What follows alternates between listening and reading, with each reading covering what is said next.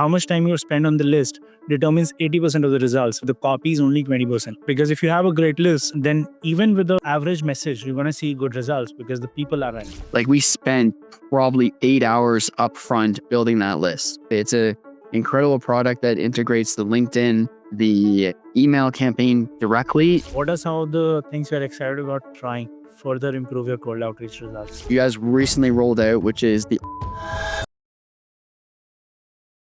Hello everyone and welcome to SalesRobot Customer of the Week, a new show where we interview the best SalesRobot customers and go deep into their strategy, including tips like targeting, messaging, and personalization tactics so that you can take away some tips and implement in your cold outreach starting tomorrow. Today on the show, we have James from adamslimitless.com. Welcome to the show, Adam. Yes, thank you so much for having me. So good. So let's get right into it. What does your business do and how do you make money? Great question. So we are a construction recruitment talent agency. We go and attract the best sales talent in the industry here for construction professionals all across North America. Is it just US, Canada, or where do you focus the most? Yeah, so actually most of our business is in Canada. We're pivoting now into the US. So it's a mixture of both. Awesome. So I'll not bury the lead. Obviously, you had a very successful campaign. That's why you're on here. So I'll just share my screen and show everybody the stats so that they can see what a really successful SalesRobot campaign looks like. This is the campaign right here. You ran a month ago, and we can see you sent about 316 connection requests. Out of those, 67 were accepted. So pretty good acceptance rate. And almost 40%, 39% are replying back to you, which is a really high response rate. Average is 10 to 20%. So first of all, congrats on the campaign. Thank you. Thank you. It's a great tool and it obviously works well for us and we're going to continue to use it. Awesome. So let's get into the campaign a little bit. Who was this targeting? Who were you reaching out to? Yes. So for this specific campaign was actually 2 regional sales managers that we're looking for one of our global safety clients. And they're looking to obviously share a career opportunity with them. And these are candidates who are gainfully employed. And we're obviously trying to recruit them over to our clients with a multi-outreach strategy. Location-wise was in, I think that was in Wisconsin, if I'm not mistaken. Okay. So talk me through the actual copy on the connection request. Yes. So this was the first outreach message that we do. So we do a dual approach with doing email first, and then I'll follow up with a LinkedIn message just saying, hey, my colleague had reached out through email regarding this specific opportunity. So I have a recruitment team that obviously reaches out. And if they don't respond, I then come in as the president as using my title sometimes helps. But I obviously reference a previous email that we had sent to get some initial familiarity. Yeah, I love this tactic because if I get this connection request, first of all, it references back to another touch point that has already happened. And it does create some curiosity, right? Like, what are those career opportunities about? Because even if I'm not looking at this point, but there is a sense of curiosity that this sort of message invokes. So good job on the copywriting. And I think another thing to point out is you'll see from a lot of our messages is I like to keep it very casual. I usually say, hey, James, hey, how's it going? And I'll usually do very short messages, very relatable messages. I don't do too lengthy, long-winded. I've tried those in the past that didn't work. But yeah, they just keep it light, especially as a connection message. Awesome. That was great. Okay, so let's get into the first message after you connect. What are we doing here? Yes. So this is obviously sharing a little bit with them about the opportunity, just sending them a quick note, high level, that just says, hey, are you open to exploring other opportunities? If so, be sure to check out our website. So now, obviously, I'm using their first name, using some of the variables in there, as well as their company name. So I want it to be as personalized as possible. And I think that's what SalesRobot really supersedes these other tools is the personalization. But we directed them to our website directly to give them, hey, this is our branding. This is who we are. I want them to learn a little bit more about us. And then most of the time, they'll respond back and saying, if they don't get them on this one, usually get them on this message saying, hey, James, I saw there's a couple opportunities on our website. Which one did you have in mind? So again, we've said we're up.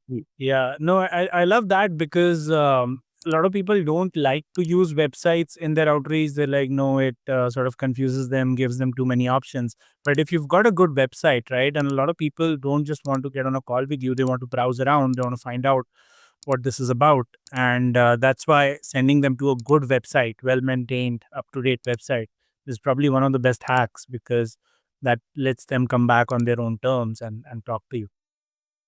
Yeah, and they're gonna do it anyways, right? They're gonna go to research my company, research who we are. So I'm like, yeah, go check it out, see where it is, see what we're all about, and let me know if there's anything on there that sparks your interest. Perfect. And I also love that you leave your phone number in there. Like if somebody just, likes a career opportunity there, right? Likes a job opening, they can just call you, right? Like, so it's good that you just leave that in there. 1000%, especially for our niche and our vertical. A lot of these guys, our sales guys, they're on the road a lot. Sometimes just, yeah, just give me a call and they'll drop their cell phone number in and they're open to chat. Yep. Perfect.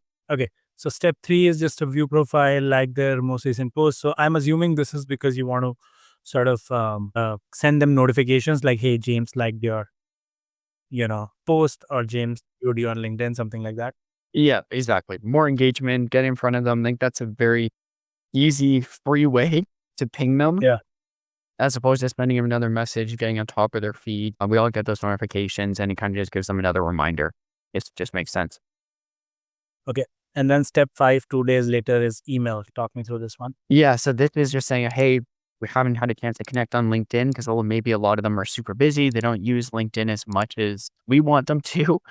So we just do another basic outreach that just says, hey, are you not open to other career opportunities? Maybe something in the future. Um, Again, just kind of reiterating the pitch a little bit, saying this is the role we're looking for. And obviously reference back to the website.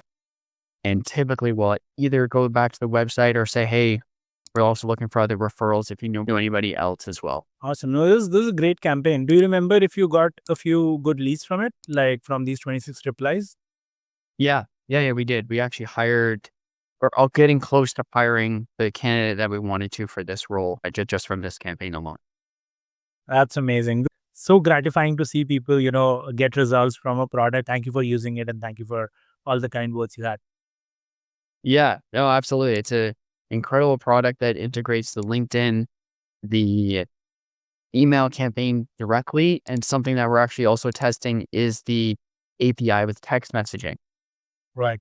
which is super cool. So now we have the triple threat where it sends a text message and an email and LinkedIn message. So I think it's a really good cohesive cold outreach strategy. We turn into warm outreach really quickly.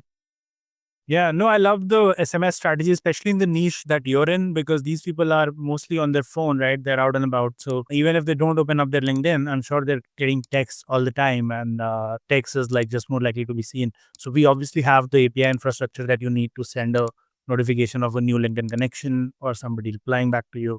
So yeah, would love to see what kind of results you get with that. I'm sure you'll get like 30-40% reply rates on that campaign as well, which you're already on here. Yeah, we're testing it, and you can obviously do it at scale. And there's a lot of potential there we haven't even tapped into. But I think there's a lot of exciting, like a lot of it is just doing A/B testing, right? Especially these email campaigns, trying the volume, trying to get creative with the messaging, and with the tool and the support you guys obviously have already built into the tool. It makes it a lot easier. Awesome. That's awesome to hear. Okay, so let's get into your journey a little bit now. What are some of the mistakes you made when you first started doing cold outreach? Yeah, some of those mistakes were just blasting a whole bunch of emails and not really any focus. And I used to use the old school mail merge Word document that just said, hey, just do a bulk mail merge, throw it out to there, just said, hey, first name, and just bulked it out, which obviously didn't go too well and almost got us in spam jail. We've tried multiple different other tools and using an email. We tried an email messaging sequence, and then we also tried a LinkedIn messaging sequence separately. Then they didn't talk to each other. And then the candidate was like, hey, you just sent me an email and you just sent me a LinkedIn message. I already responded. So that didn't work. But in terms of the actual campaign and the content itself, I mean, it was interesting. I used to try like super long form messages, like just dead air. Like you wouldn't get any responses. It was like 2 paragraphs long. I wanted to tell them all about my company. I wanted to tell them, this is everything we do. Here's all the services. And I just got too excited because obviously I love what I do. And then I was like, okay, when you start getting into this business and talk to these CEOs, you see how they respond in emails and it's like one sentence. Yep. Right. So it's like, yeah, they're not going to read anything. And now it's like, I get it and looking at all the emails I see going in my inbox, we all get it. You don't have time. You need something concise, super easy to read, and really succinct. Yep. Absolutely. Okay, so let's talk a little bit about your future then. What are some of the things you're excited about trying to further improve your cold outreach results? Yeah, there's texting was one of them. That's one other thing I want to dive further into, as well as something else that you guys recently rolled out, which is the audio messaging. Yep. LinkedIn audio messaging, I think, is a huge move there, as well as trying video outreach. It's just getting creative, right? I mean, everybody's getting bombarded every single day on LinkedIn with cold outreach, with messaging. I've even toyed around with the idea of AI bots and doing the cold outreach and doing the dialing. I haven't fully ventured into that avenue yet because I don't know how I'd feel about the AI bot calls, but in terms of building that relationship, I think is the biggest thing we need to hone in on versus mass outreach. So getting super targeted. And that's what I did with actually all these lists I didn't allude to is all these people that we uploaded there were super targeted.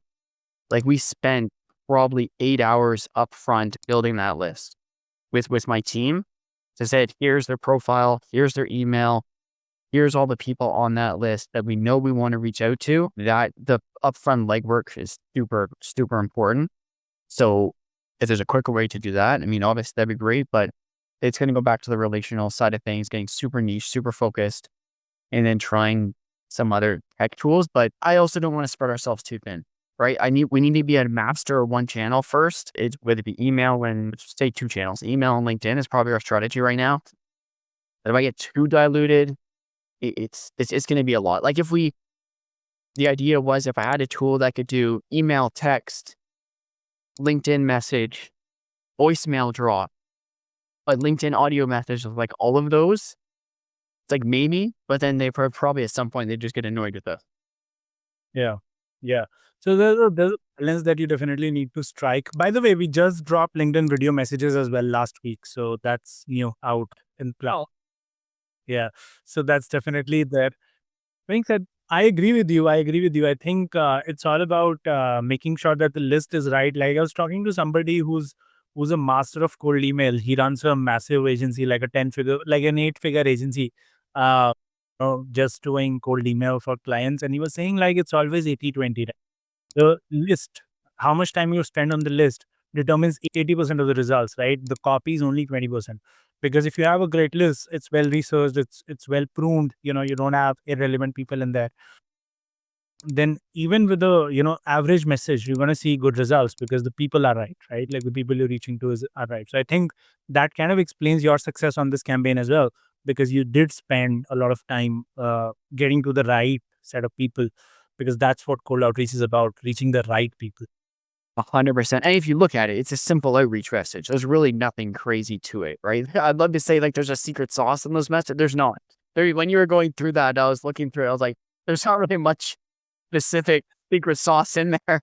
Like it was a lot of it. To your point, was the upfront, and I have a team that focuses on sourcing and curating those lists, and then we can use your tools and to deploy it pretty effectively. And I'm gonna obviously continue to. Absolutely, absolutely. Man, so that is all the time we had today. For the people who want to find about more about you and your company online, where can they find you?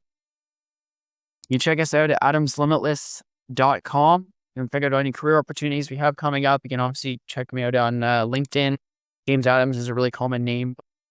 And you can find me on there somewhere, or you can follow me. You'll find my name and everything on LinkedIn there. Awesome. Thanks, James. Thanks for making the time, and I wish you all the best for all your future campaigns. Beautiful. Thanks so much.